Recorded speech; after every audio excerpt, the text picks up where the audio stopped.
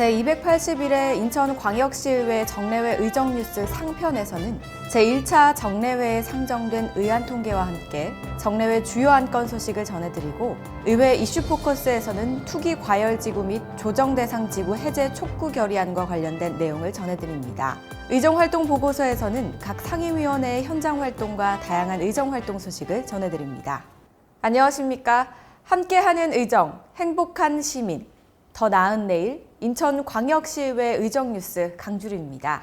제9대 인천광역시의회 첫 정례회가 지난 8월 30일부터 9월 23일까지 25일간의 회기로 진행됐습니다.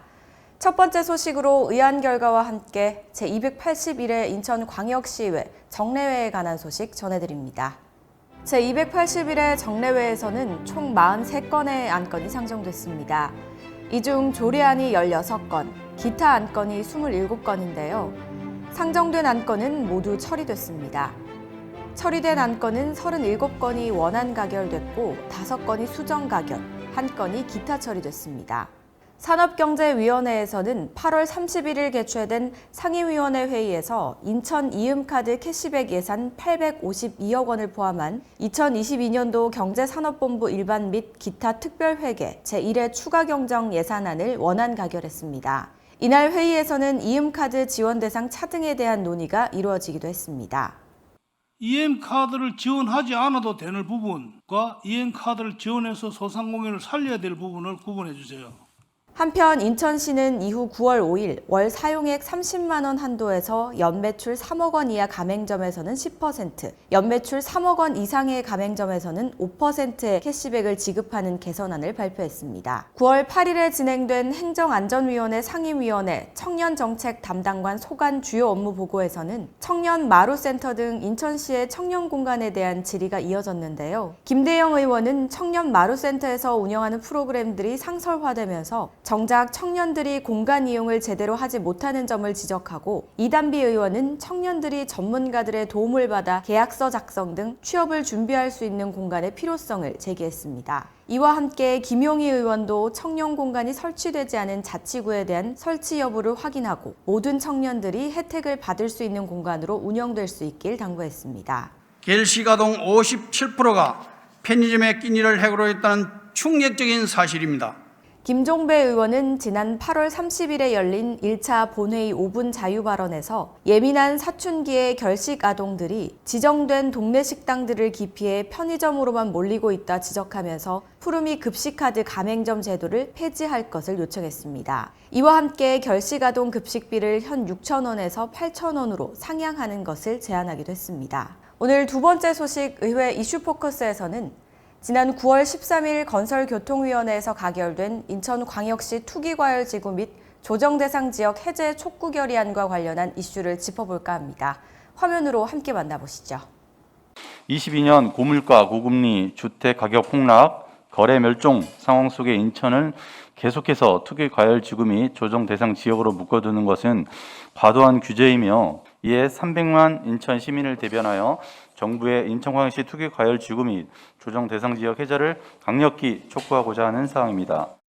지난 9월 13일 건설교통위원회 상임위원회는 이강구 의원의 대표 발의로 인천시 투기과열지구 및 조정대상 해제 촉구 결의안을 내고 이를 원안 가결했습니다. 부동산 규제 지역은 투기지역, 투기과열지구, 조정대상 지역 등 세 가지로 나눠 규제 내용에 따라 부동산 대출과 세금 규정을 달리하고 있습니다. 투기과열지구의 경우 주택담보가치 대비 대출인 LTV가 9억 이하일 경우 40%, 9억 초과일 경우 20%가 적용되며 조정대상 지역의 경우 9억 이하일 경우 50%, 9억 초과에는 30%를 적용하고 있습니다. 이러한 계속되는 규제는 강력한 대출 규제 및 고금리와 더불어 주택거래량 감소와 주택 가격 하락을 야기하여 인천시 경제에 극심한 악영향을 미칠 수 있다는 우려가 제기되고 있으며 실질적으로 시장에서는 대출 금리가 상당히 많이 올랐습니다. 거의 5% 이제 추가적으로 6%대에 육박하기 때문에 부동산 경기가 많이 위축되어 있는데 조정구역이 됨으로 인해서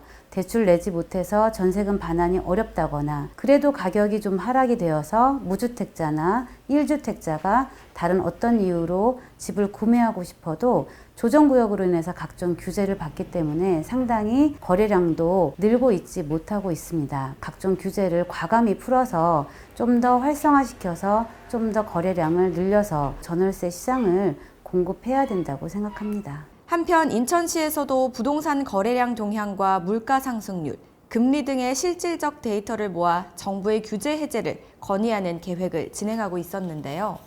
최근 우리 시는 주택가격 하락폭이 크고 금리 상승 등 하향 안정 요인이 증가는 하였지만 이번에 해제 결정으로 투기과열지구의 금융규제 등이 일부 완화되면서 규제 완화 기대감 등에 따른 시장 불안 가능성은 여전히 남아있는 실정입니다. 그래서 우리 시에서는 앞으로도 주택시장 상황을 계속 면밀하게 모니터링한 후에 조정대상 지역 해제에 대해서도 정부에 지속적으로 요청할 계획이며 국토교통부 관련 지자체와 협의해서 지역 의견이 반영될 수 있도록 노력할 것입니다. 국토부 발표에 대한 여러 문제들이 제기되고 있는 가운데 조정안은 지난 9월 26일부터 발효가 됐습니다. 이번 규제 조정으로 인해 과연 어떤 효과를 가져올지 귀추가 주목되고 있습니다. 오늘 마지막 소식은 각 의원들과 상임위원회의 다양한 의정활동을 전해드리는 의정활동 보고서입니다. 시의회는 7월 20일부터 23일까지 3박 4일간의 일정으로 인천 시의회 역량 강화 교육을 실시했습니다. 맞춤형 의원 직무교육을 비롯해 울산, 부산, 여수, 광양 등 국내 해양도시 개발 우수 사례 현장 학습으로 진행된 이번 교육을 통해 허식 의장은 고품질 의정 활동을 위한 의원 전문성이 크게 증진될 것이라고 강조했습니다. 몽골의 옵스 도의회의 밥볼트 추이인 의장 일행이 지난 8월 25일 인천광역시의회를 방문했습니다. 밥볼트 추이인 의장은 이번 방문을 통해 인천시와 청년 창업 및 학생 교류를 희망한다며 기술교육 교류에 대한 관심을 밝혔는데요. 이에 허식 의장은 몽골 자원과 한국 기술력을 결합한 청년 창업 교류 및 기술교육 분야 협력 확대를 위해 적극 노력하겠다고 약속했습니다. 지금까지 제281회 인천광역시의회 제1차 정례회 의정뉴스였습니다. 시청해주신 여러분 고맙습니다.